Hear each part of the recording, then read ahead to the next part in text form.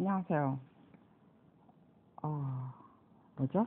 우리가, 아는 재미도 있고, 또, 골라 듣는 재미도 있는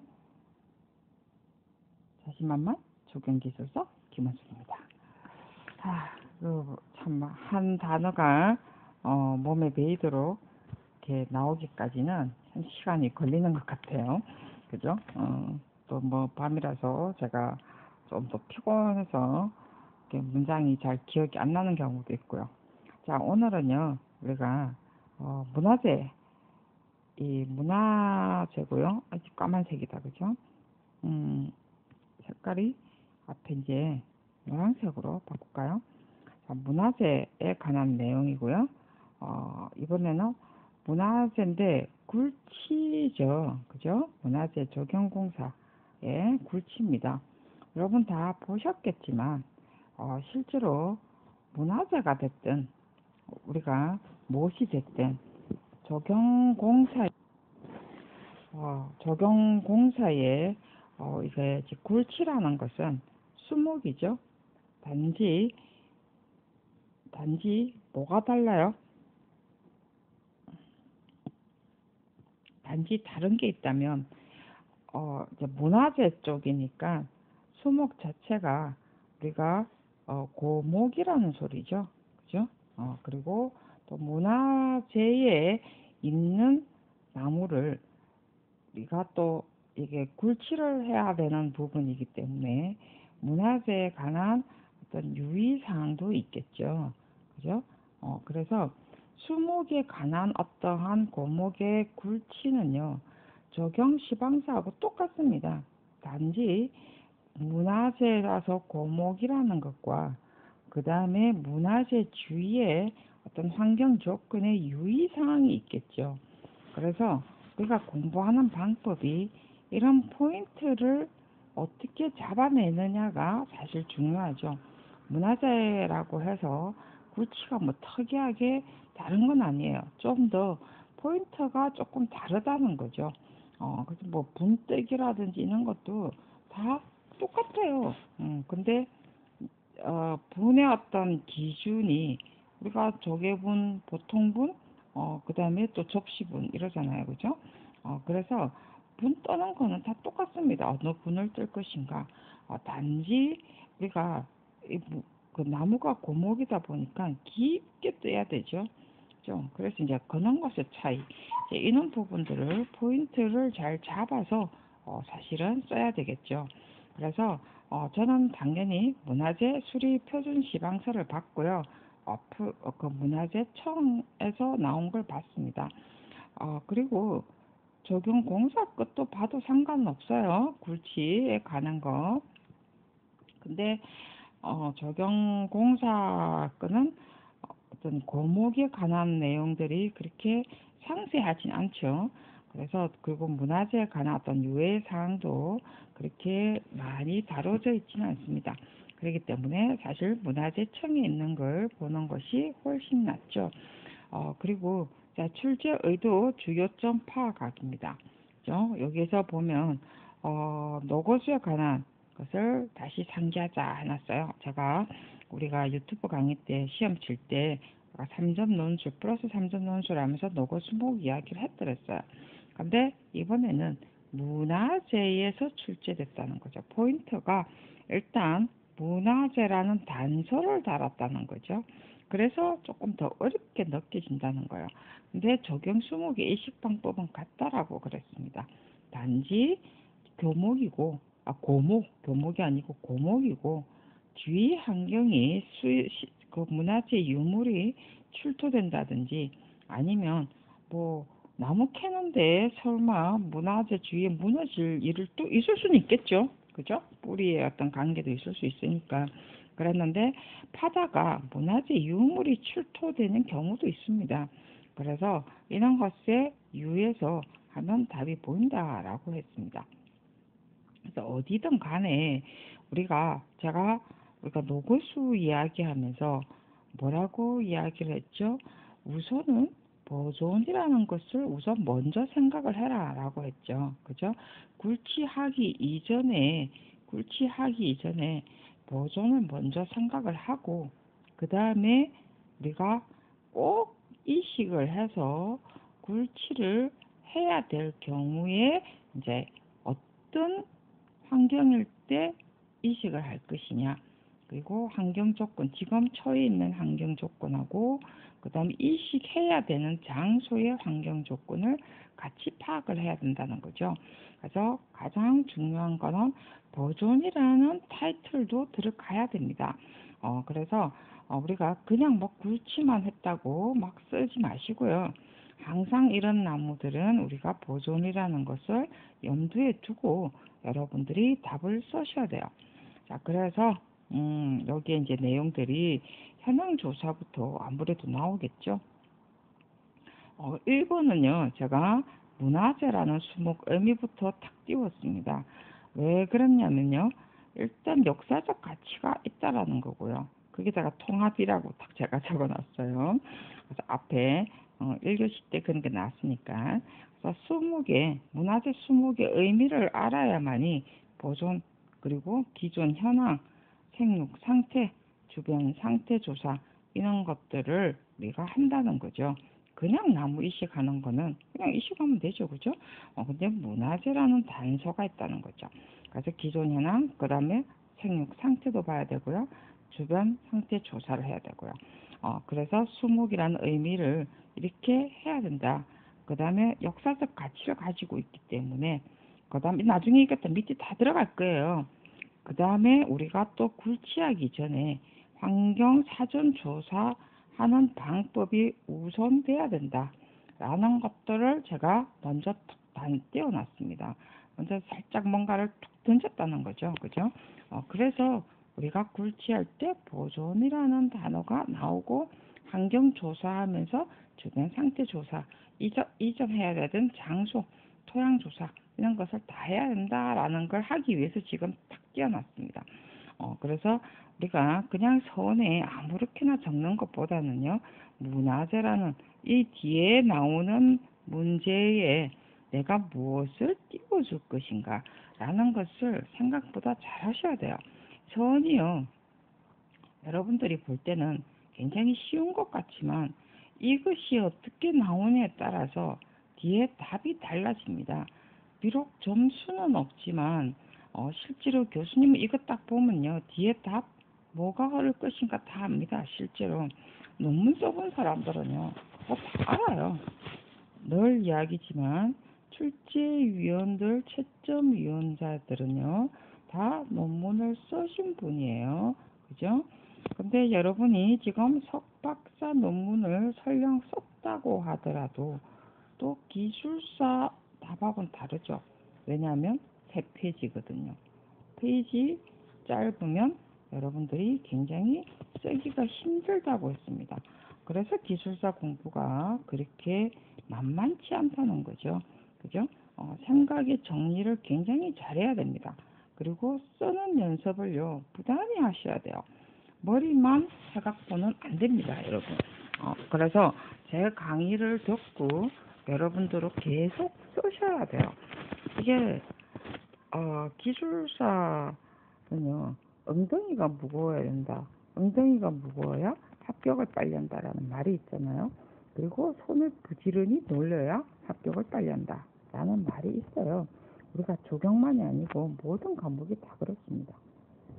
그래서 중간중간에 제가 자꾸 이런 이야기를 하죠. 그죠? 강조해도 진짜 부족함이 없습니다. 실제로. 그 다음에 이제 제가 앞에 이런 역사를, 문화재의 의미, 역사적 가치가 있다 해놓고서는 그 다음에 사전 조사를 해야겠다라는 소리죠. 역사적 가치가 있기 때문에 그만큼 우리는 사전 조사부터 철저하게 하자라고 하기 위해서 역사적 가치를 제가 띄웠어요. 그 다음에 조사하고 방법을 선정을 하겠다는 거죠. 그래서 생육, 지금 기존 상태, 생육 상태 주변, 그 다음에 옮길 장소 환경 조사하고요. 그 다음에 굴치 대상하는데 작업 방법을 검토하셔야 됩니다. 그죠? 어떤 방법을 할 것인가 할 때 작업 시기 중요하죠. 자, 노목이기 때문에 그렇습니다. 그죠? 이사할 때 저는 이런 문제 풀으려면요, 저희 어머니를 많이 생각을 해요. 저희 어머니가 95세라, 이제 올해 한 제 더 드셨으니까 96세라고 그랬죠. 자, 이제, 이사를 진짜 하고 싶어도 이사를 잘 못하죠, 이제는. 그래서, 우리가 이게 똑같은 거예요, 사실은. 그래서 우리가 작업 시기, 이사 시기라고 하면 똑같겠죠? 작업 시기, 그 다음에 분 크기하고 모양, 그 다음에 운반할 때 이거 다 똑같습니다. 사실 굴치할 때 굴치를 해서 그 다음에 이거 우리 지금 자신만만할 때는 뭐가 나고 노고스뿐만이 아니라 우리가 식재 하자를 줄이는 방법에 또 이야기를 해드렸어요. 굴치하고 운반하는 과정에서 상하차, 그죠? 상차하고 운반하고 그 다음에 식재하고, 그죠? 또 식재하는데 또 과정이 또 있었죠. 이거 과정이 다 하자 과정이에요.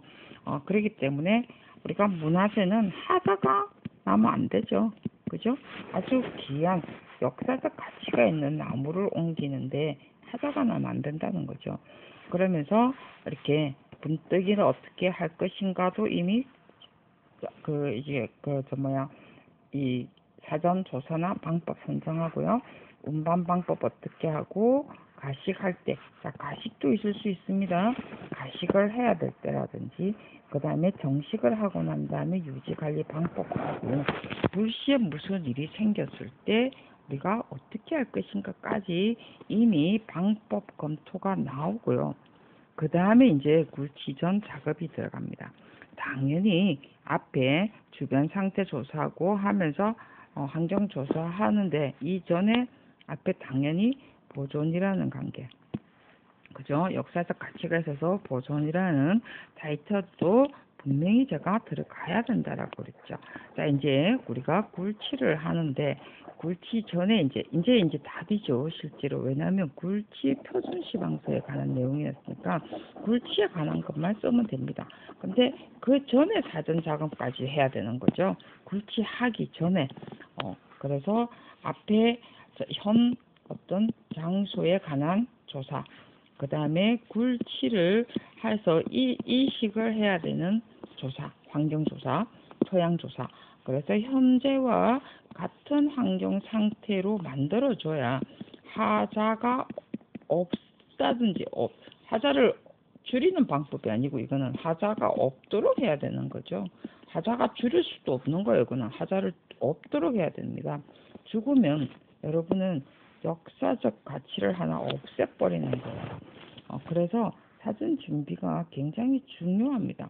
그래서 굴치 전 작업하면서 안전 조치, 뭐뭐군요.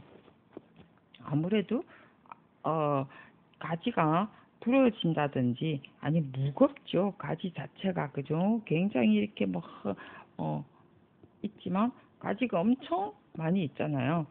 그래서 이렇게 한쪽의 뿌리를 이렇게 파게 되면 한쪽이 기울어져서 확 넘어질 가능성이 있죠. 그래서 지주를 설치해야 된다라는 개념이고요. 그 다음에 뿌리 분할 크기를 먼저 표시를 해주는 거죠. 어디만큼, 이게 시방서에 다 나와 있습니다.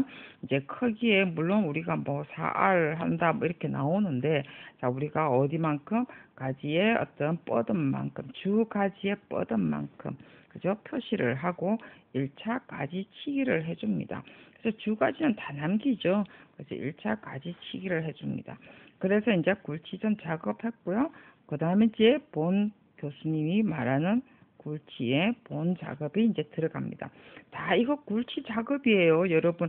답이 4번이 본 답이 아니고요. 실제로 여기에서부터가 2번, 3번, 4번이요. 전부 다 굴치에 관한 내용입니다, 여러분. 단지 사전 작업 선정을 하고요. 그 다음에 굴치 전에 어떤 작업을 하고요. 그 다음에 이제 분뜨기 작업하는 거죠. 그죠? 자, 그래 다 어쨌든 굴치의 작업입니다. 과정이에요, 전부 다. 자, 그러면서 굴치 어떤 본 작업하면서 그 다음에 분뜨기, 이거는 똑같습니다, 실제로. 쭉 가지의 어떤 깊은 줄기를 뭐 자른다 어쩌고 저쩌고 하면서 뭐 앞에 뭐 약 바른다 썩지 않도록 뭐 바른다 어쩌고 저쩌고 적고 그다음에 또 뭘 하죠? 딱 뜨고 하면서 한쪽 뜨면서 지지대 받쳐주고 또 한쪽 뜨고 분을 뭐 어떻게 뜰 것인가 하고 그다음에 결박을 어떻게 할 것인가 나오겠죠. 그죠? 잔뿌리 이제 정리를 싹 하고 결박을 합니다. 그죠? 자, 그랬는데 결박을 해가지고 이제 분 뜨고 이제 상차까지 다 해야 되죠. 물론 이식시 장소까지 까지 사실은 가줘야 되는 건 맞아요. 근데 그거는 이미 사전 조사하면서 방법 선정하면서 여기 다 적었습니다. 가식시 장소 내용들 다 적으셔야 돼요. 여러분 이거는요. 여러분이 문화재청 표준 시방서를 한번 봐서 여러분들이 가시 장소일 때 어떻게 적을 것인가 몇 개 적으면 되죠. 한 3개 정도. 자, 여러분 이거는 여러분들이 어떤 게 중요한 건가를 한번 봐보세요. 뭔가. 그다음에 저는 큰 타이틀만 이렇게 적었습니다. 가시시 어떻게 하는가. 실제로 수목하고는 똑같아요. 똑같은데 항상 뭐라고요? 문화재와 고목이라는 것에 유의를 두셔야 된다는 거죠. 자, 그 다음에 굴치 본작업하면서 결박하고 뿌리를 정리하면서 결박하는 방법. 그죠? 그래서 뿌리가 이 밑에 뿌리는 놔둔다. 라는 거. 이거 당연히 적용 수목에도 똑같죠. 그랬는데 요 하나가 있습니다. 유구 발견시랍니다. 그죠? 나무 고목이라서 그 전에 뭐가 있는지 모르죠. 그 밑에 파다가 보면요. 유구 발견이 있을 수도 있고요. 문화재 밑에가 어떠한 죽은 사람들의 시체도 있을 수 있지만 그 밑에 어떠한 뭐 돌기도 나올 수 있고요. 그죠? 이런 것들이 나올 수 있겠죠. 그랬을 때 우리가 어떻게 할 것인가도 필히 하나 적어줘야 됩니다. 그래서 담당 직원과 협의해서 적절히 앞에 유구에 관한 적절 보존 후에 진행한다. 문화재는 항상 보존 조치를 해주고 난 다음에 해줘야 되는 거죠. 그래서 이 유구 발견 시에 중요 문화재인가 아니면 어느 시대 때인가 이제 전부 다 담당 직원과 제가 판단을 하는 거죠. 그죠? 그래서 그냥 별 중요한 거 아니더라. 야, 그 현대 거다. 현재일 수는 없겠죠. 그랬을 때 작업이 중지될 수도 있습니다, 여러분. 우리가 건축물 할 때도 마찬가지죠, 그죠? 작업이 중지돼서 전부 다 그거를 발굴을 해야 되는데 나무 뿌리 다 잘라놨어요. 나무 뿌리 다 잘라놨을 때 우리가 어떻게 할 것이냐. 이것도 어찌 보면 가식의 일종일 수도 있어. 비록 이식은 아직 안 했지만, 그죠? 자, 이제 이런 부분까지도 우리가 사실은 생각을 해줘야 됩니다. 그래서 굴치의 어떠한 것은요, 적용의 어떠한 굴치의 내용하고는 유사한데, 문화재의 포인트를 두고 있다는 것과, 그 문화재의, 그 다음에 고목이라는 것에 유의를 해야 되고요. 그 다음에 또 하나가 요구 발견 시의 조치 방법이라는 것에 좀 더 유의를 두셔야 됩니다. 자, 그 다음 장에요. 우리가 내용들이 문화재에 관한 또 내용이죠. 자, 이거하고는 좀 다르긴 다른데요. 그래도 고목입니다. 자, 고목이라서 여기에 내용들이 또 중복됩니다. 실제로. 그래서 여기에 못다한 내용을 앞에 뒤에 걸 들어보시고 더 넣으셔도 상관은 없어요. 어떻게 논술은 내가 어느 포인트를 딱 잡고 그거 하나 가지고 쭉 연결해서 넘어가느냐. 내가 강조하는 것이 무엇이냐. 그러니까 쓰는 사람, 서술하는 사람의 강조하는 게 무엇이고 표준 시방서에 어떤 내용에 맞춰서 내가 강조를 하면서 쓸 것이냐. 그게 더 중요하다는 거죠. 그러면서 토양의 관계도 나오고요. 그렇기 때문에 그러니까 한마디로 뒤에 나오는 것은요. 기존 현황하고 그 다음에 주변 상태에 관한 내용 그 다음에 우리가 옮겼을 때 이식을 했을 때 우리가 어떤 상황인가도 사실 나옵니다. 그렇기 때문에 그런 것도 나중에 시험에 나올 수 있는 부분이기 때문에 무시할 수가 없겠죠. 굴치만 나오는 것이 아니고 이식했을 때 시방수를 써라 할 때도 있거든요. 그래서 그런 부분 그러니까 하나하나 말 그대로요. 굉장히 섬세하게 우리가 내용들을 아셔야 돼요. 근데 그것을 외워 갖고 되나요? 말 그대로 내가 고목을 옮길 때 어떻게 하지? 머릿속에 여러분이 직접 작업을 한다라고 생각을 하면요. 별 어렵진 않아요. 근데 그렇게 작업한다 생각 안 하고 그냥 이렇게 글로서 읽으니까 답이 안 나오는 거예요. 자, 그 다음 장 한번 보도록 하겠습니다. 이게 넘어가든가? 자, 노구수 생장을 위협하는 인자들입니다. 그죠? 환경인자겠죠? 환경인자도 있고요. 토양인자도 있습니다. 그죠? 기후도 있겠죠. 그죠? 자, 기본적으로 노구수 생성하는 인자, 위협하는 인자. 우리 노무의 건강을 위협하는 인자라고 생각해도 저는 답이 금방 나와요. 아까도 이야기했죠? 96세대는 노무, 더군다나 저희 어머니는 휠체어를 타세요. 생각보다 사람들이요, 휠체어에 대한 개념이 없어요. 그래서 저희 언니도 휠체어를 잘 못 몰아요. 그리고 어디 이렇게 나가면 음식점에 전원 사실 갈 때, 외부에서 음식점 갈 때 사진 점검을 하고 옵니다. 휠체어가 올라갈 수 있는지 없는지. 그리고 다 이렇게 단이 하나씩 있거든요. 저 단이 휠체어가 정말 내 혼자 올릴 수 있는지 없는지 이런 걸 다 사전 검토를 하고 제가 저희 엄마하고 외식을 해요.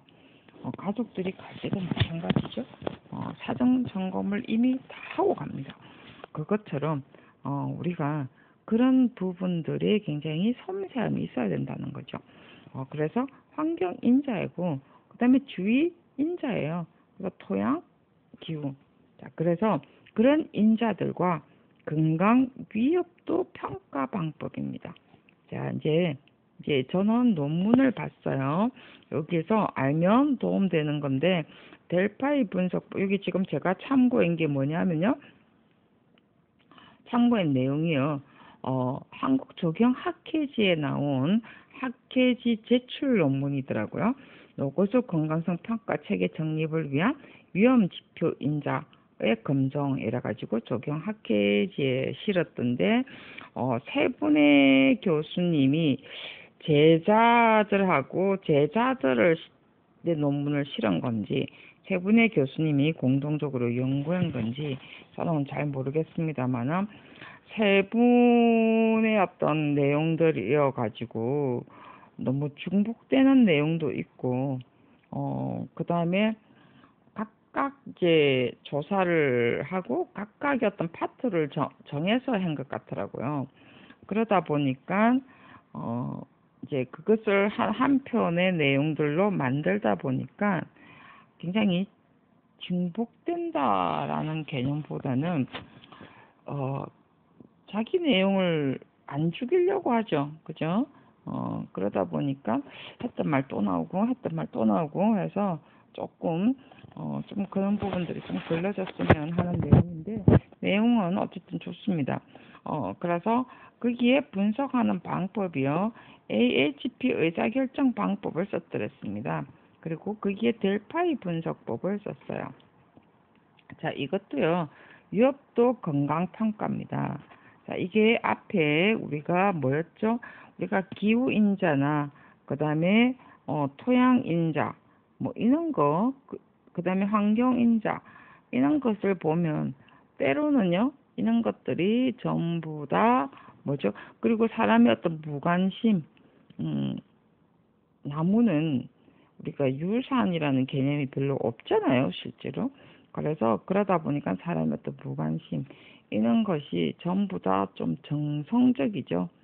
정성적인 것을 정량화 시키기 위해서는 어떻게 한다고요?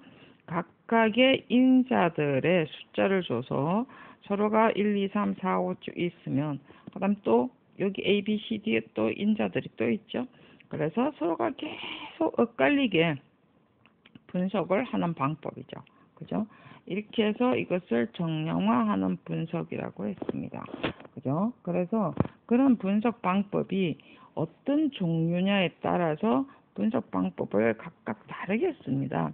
자, 그래서 앞에 스케일 도법 같은 거라든지 델파이 분석법이라든지 다 이런 거는요, 정성적인 내용을 정량화시키기 위해서 인자들을 서로가 비교 분석하면서 쓰는 방법인데요.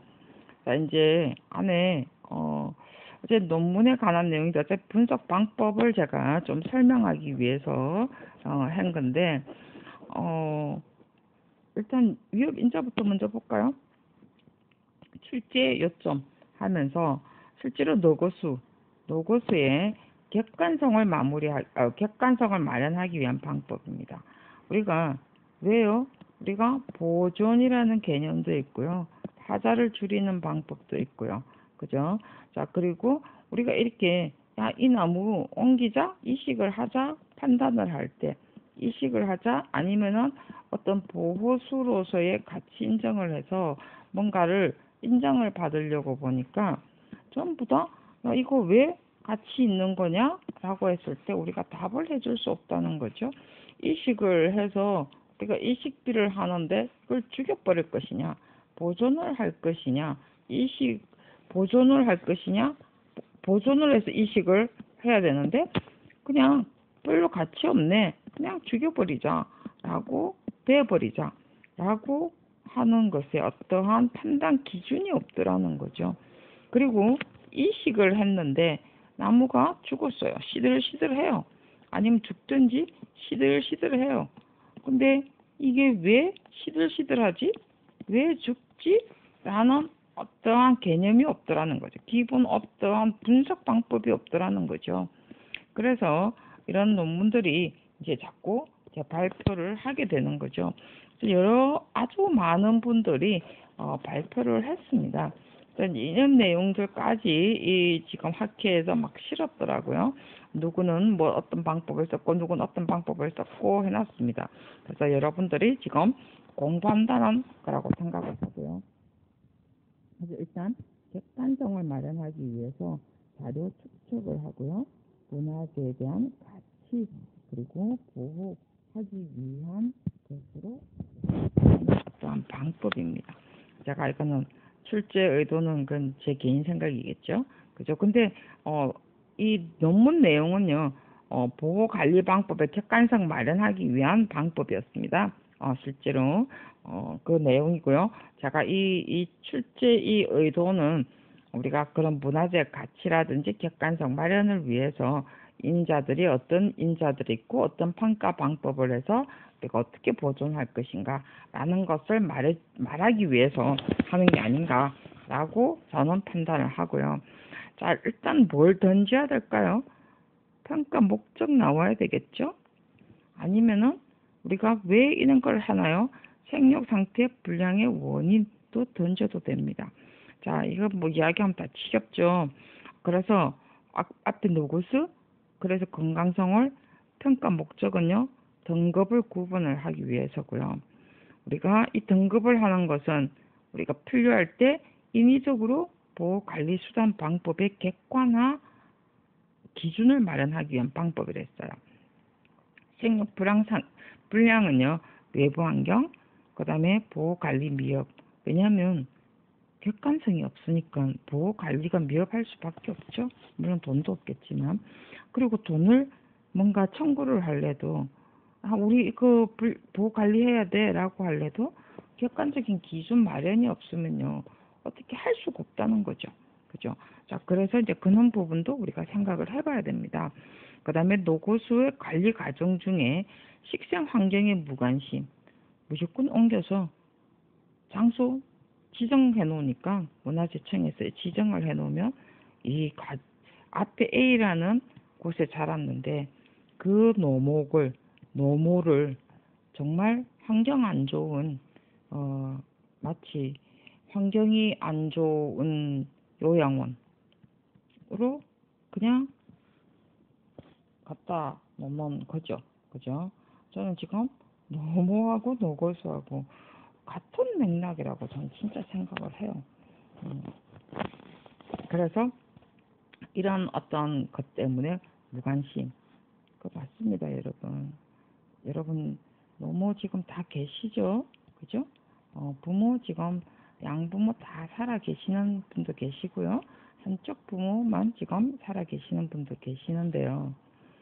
여러분, 부모가요, 나이 드신 부모가요, 일찍 돌아가시는 이유, 일찍 돌아가는, 물론 병 말고, 물론 병이라, 우리 어머니 뭐, 간암 뭐, 이런 병 말고, 뇌졸중 이런 것도 있겠지만, 일찍 돌아가시는 이유 중에 하나가요, 자식의 무관심이에요.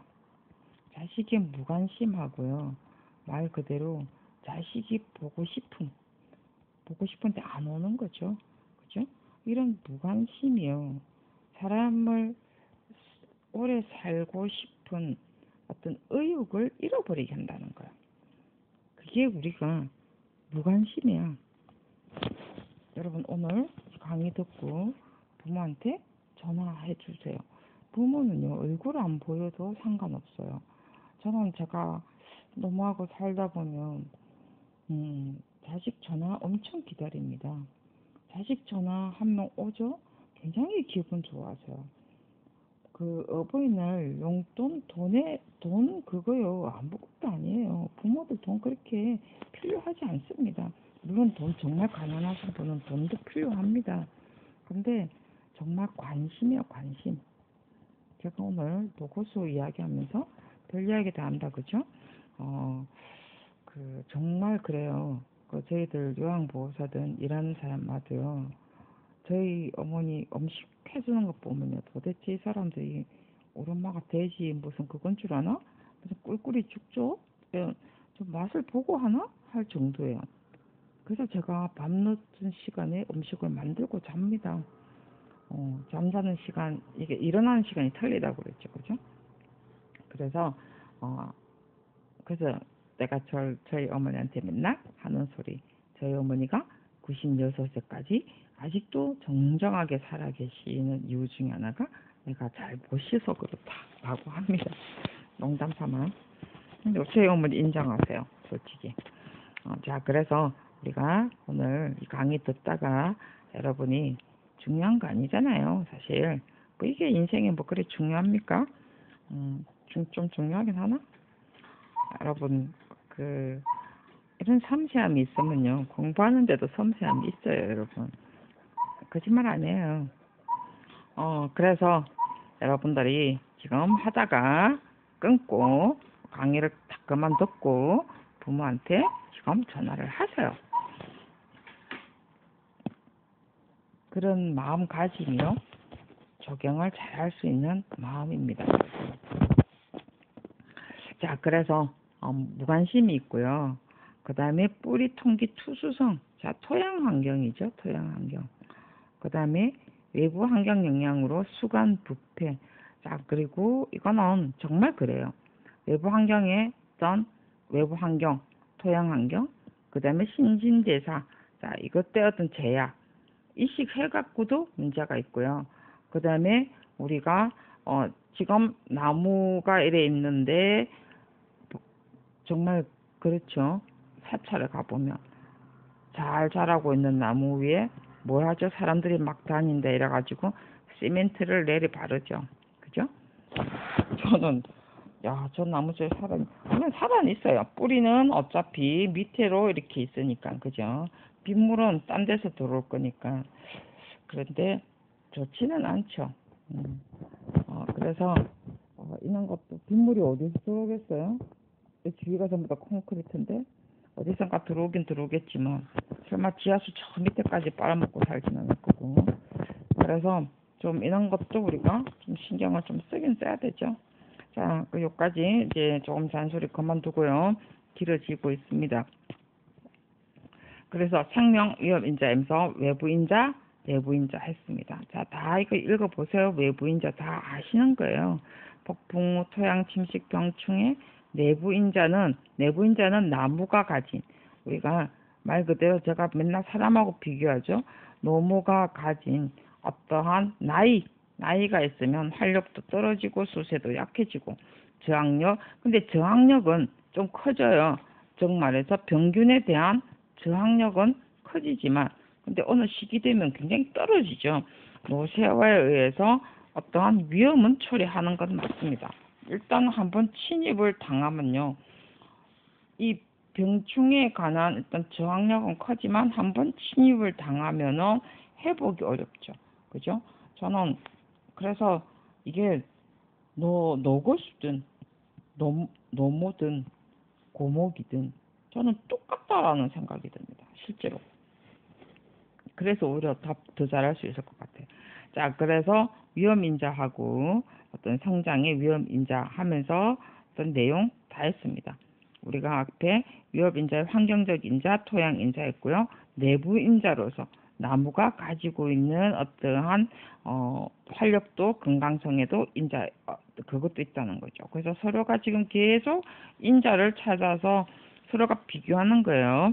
그다음 위험도 평가 방법 해서 여기는 이 논문에는요 델파이 분석을 썼습니다. 델파이 분석하면서 이 전부 다 이 똑같습니다. 건강성 평가 하면서 환경, 그다음에 구조, 수세.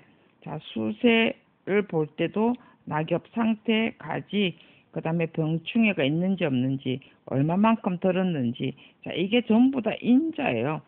내부 인자가 됐든 외부 인자가 됐든 여러분들이 골라서 쓰시면 돼요. 그 다음에 3대 건강 지표 이래가지고 나옵니다.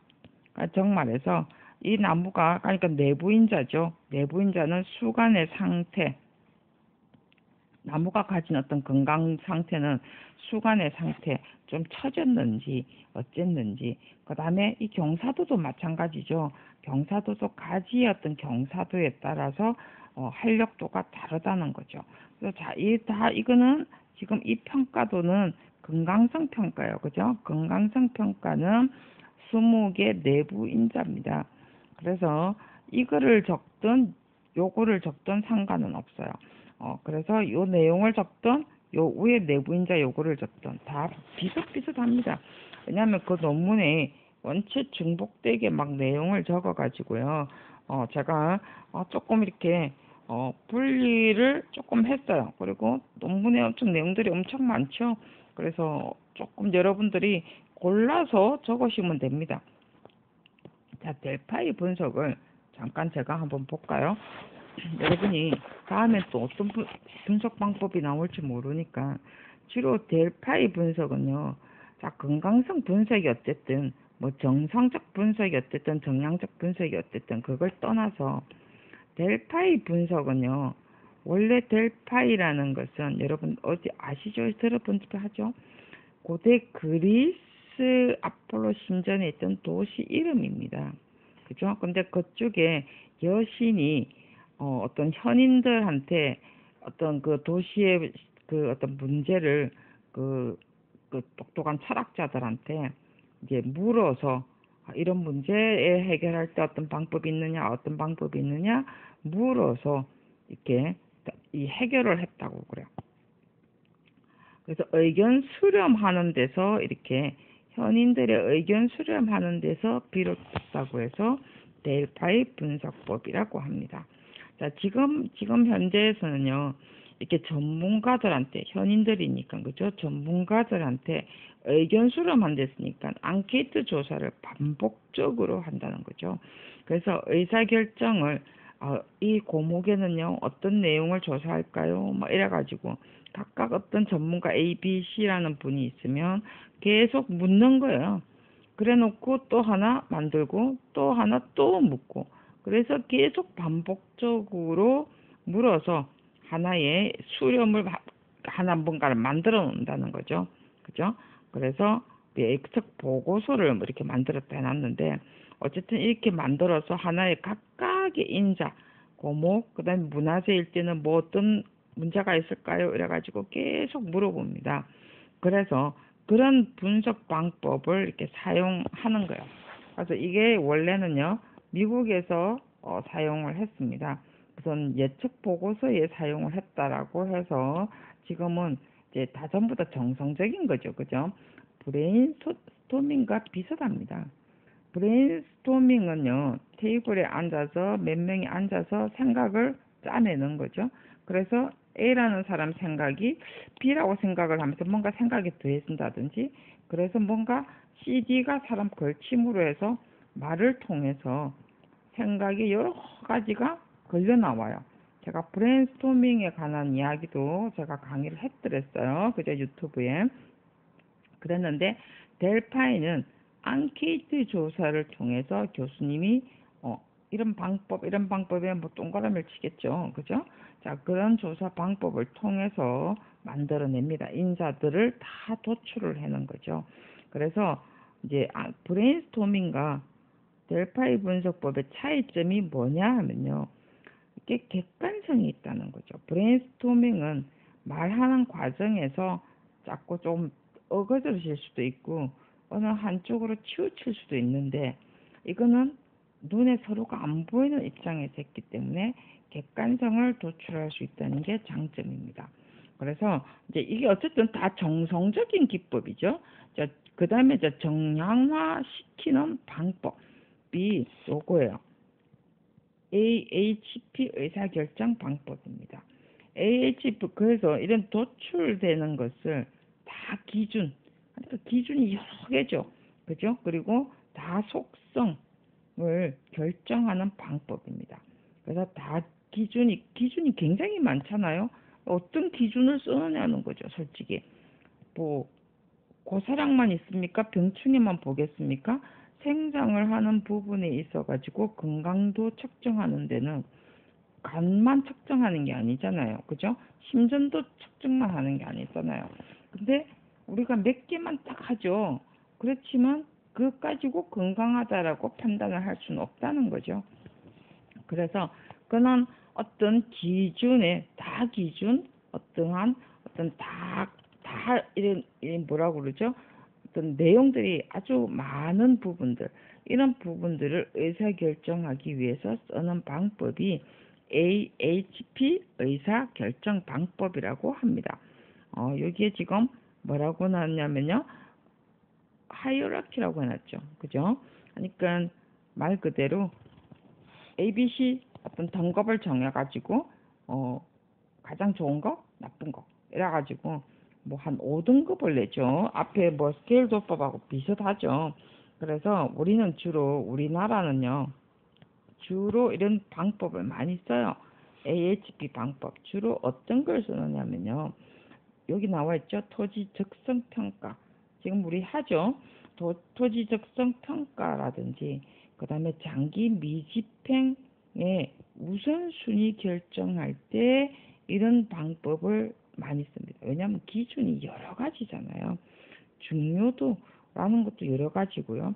그래서 이런 것을 수치화하고 정량적인, 그러니까 정말해서 정성적인데, 정말 어떤 기준도 다르고 각각 사람마다 판단이 다른 것을 정성적인 부분을 수치화해서 정량화 시켜서 결정하는 방법이죠.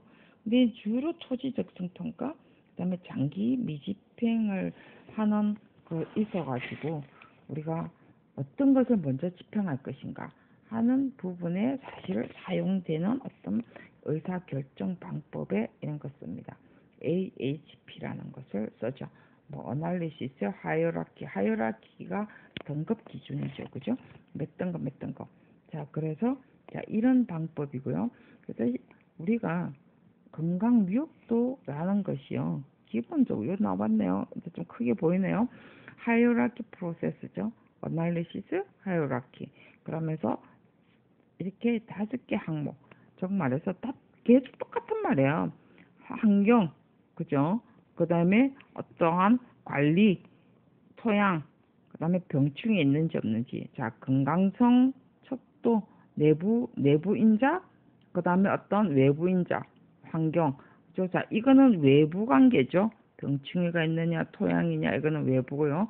내부는 앞에 20개 건강성 인자죠. 그죠? 자, 그걸 가지고 이거는 앞에 델파이 분석법에 의해서 자문에 의해서 각각 인자를 마련하고요. 거기다가 AHP 방법을 써서 의사결정 방법이랬죠. 그래서 등급을 매긴다는 소리죠. 한마디로 5등급으로 나눠서 로고스 위협 상태 판단을 쓴다. 왜요? 그래놓고 등급을 나누죠. 이렇게 합니다. 재원하고 뭐 감염 측정기구 이래 쓰고 어쩌고 저쩌고 나와 있습니다. 그거는 그 논문에 머리 나와 있고요. 그래서 말 그대로 이런 전문가의 어떤 방법을 빌어서 인자를 계속 도출해내고 결국은 자기 의사 결정대로 말 그대로 등급을 기준을 마련을 하겠다라고 해놨죠. 그래서 앞에 보조 참고 내용 해놨습니다. 주로 6개 대분야, 그 다음에 48개 세부 지표 해가지고 6개 대분야를 뭐로 할 것이냐는 거죠. 여러분들이 생각할 때 하시면 돼요. 6개 분야. 외부 환경에도 뭐 외부 환경이 아까처럼 뭐 많죠. 뭐 문화재 어떤 바람의 정도라든지 토양의 정도 뭐 어쩌고 저쩌고 하면서 여러분들이 정하시면 돼요. 거기다가 앞에 뭐가 나왔어요? 우리가 로고스 굴치할 때 그죠? 어떠한 사람의 일단 기본적으로 굴치할 때 조사 방법이라든지 굴치할 때는 사전 조사가 안 된다든지 이런 것도 하나의 말 그대로 세부 지표의 관계일 수도 있죠. 그죠? 굴지의 감리 감독 이런 것도 세부 지표일 수도 있다는 거죠. 그래서 이런 어떤 의사결정 방법하고요. 자, PC의 기법이란 것도 있습니다. 이런 것은 성분 분석 방법이에요. 자, 뭐 이런 여러 가지 어떤 방법을 가지고 이렇게 판단을 합니다. 그리고 이제 위험성과 안정성 판단 해외 사례라고 적어놨는데요. 자, 논문에도 이렇게 막 적어놨는데 여러분들이 판단 사례는요, 말 그대로 외국 사례는요, 좀 뭐 잠깐 적어서 이렇게 객관적 기준을 마련돼 있다. 그래서 이렇게 보호하고 유지 관리도 하더라. 라는 것을 말 그대로 자기의 어떤 답의 정당성을 위해서 하는 거죠. 그래서 판단 사례 하면서 요 옆에 적혀 있습니다. 그래서 여기에 지금 보면 제가 앞에 그 의사결정에 장단점을 적었는데요. 정성적 항목을 객관화하는 과정이 결여돼 있어서 실제로 불일치되는 경향이 생각보다 많다는 거죠. 그래서 뭐 다 그래도 이런 것을 쓴다는 거예요. 앞에 우리가 뭐 토지 적정 평가라든지 불일치되지만 그래도 쓴다는 거죠. 이것도 마찬가지입니다. 그래서 지금 앞에 노고수 어떠한 안정성 위험 판단의 어떤 해외 사례를 보면요. 이런 사람이 있고요. 이런 사람, 폴이라는 사람, 미국의 어떤 보드파크 보드에서 이렇게 사용했다든지, 그 다음에 이 무엇을 어디 이 누구죠? 마티니스 에서 사용을 했다든지, 이런 사람들은 주로 인자들을 나무 크기, 수묵의 노쇠와 흔적 이런 것을 가지고 사용을 했고, 그 다음에 파울이라 해야 되나요? 이런 사람들은 가지고사, 그 다음에 바라 이런 것 가지고 건강 지표를 평가를 했다라는 거 있고, 그 다음에 어떤 공원에서는 무슨 파크란 거 보니까 공원인 것 같아요. 그죠? 나무 위치, 수강, 가지, 뿌리 등등해서 85개 어떤 지표를 가지고 건강성 평가를 했더라.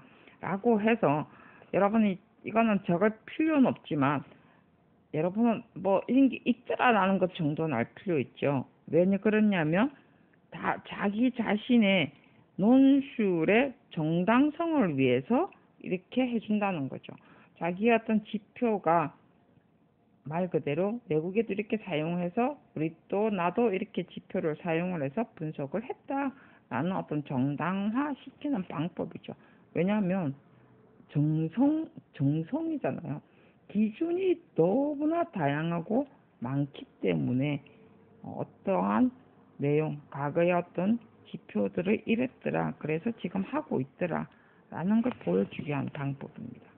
그래서 지금 오늘 내용은요, 우리가 녹어수를 건강 판단할 때 주위에 말 그대로 굴치의 어떤 방법 중에도 건강성의 판단도 적을 필요가 있죠.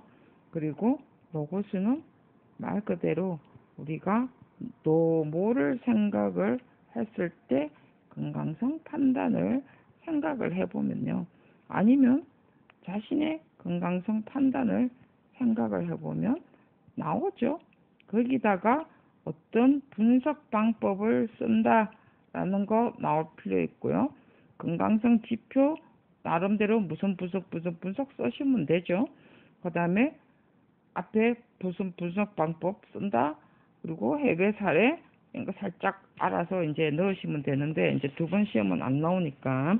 근데 어쨌든 건강성 분석이라는 것은 자기 자신을 위주로 해서 쓰시면 됩니다. 단지 여러분들이 이런 건강성 지표 인자 이렇게 하니까 여러분들이 어려서 답을 못 쓸 뿐이죠. 자, 여기까지가 내가 문화재 노거수나 그 다음에 고목의 건강성 지표 평가 방법의 인자나 같은 내용입니다. 실제로 여러분들이 어떻게 잘 조화를 시켜서 넣을 것이냐는요, 여러분의 생각에 달렸죠. 이것까지 가르쳐 주면요, 저 강사 아니에요. 여러분한테 생각을 맥힐 수 있는 게 정말 좋은 강사라고 저는 생각을 합니다. 자, 여기까지 하고요. 다음에 문제 하나 남았죠. 그죠? 지겨운 문제 하나 남았는데, 그래도 끝까지 다 들으시길 바라고요. 왜냐하면 아는 재미가 있잖아요. 그죠? 그래서 여기까지 하고요. 우리가 3교시 문제는요, 의외로 쉽죠? 그죠? 근데 당락 결정은 저는 거기서 될 것 같더라고요. 그래서 3교시까지 여러분들이 한번 끝까지 다 들으시기 바랍니다. 4교시는 저 해줄지 안 해줄지는 저도 잘 모르겠어요. 3교시 볼 때 제가 볼 때는 당락 결정이 거기서 될 것 같아요. 자, 여기까지 하고요. 오늘 수고 많이 하셨고요. 다음 강의 때 앞에 뭐였죠? 엔지니어링 대가 기준으로 여러분과 함께 하도록 하겠습니다. 수고하셨습니다.